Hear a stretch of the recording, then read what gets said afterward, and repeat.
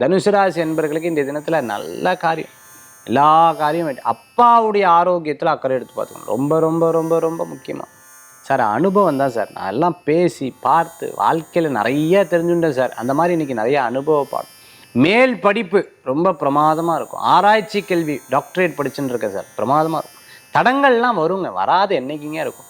நீங்கள் வேணால் கேட்டு பாருங்கள். அந்த படிப்பு சொல்லி கொடுக்குற ப்ரொஃபஸர் இருக்கார் இல்லையா, அவாட்ட உங்களுக்கு தடங்கள் வரலையான்னு கேட்டு பாருங்கள், வந்திருக்கும். ஏதோ ஒரு தடங்கள் வரும். அதெல்லாம் ஜெயிச்சு வந்தால் தான்.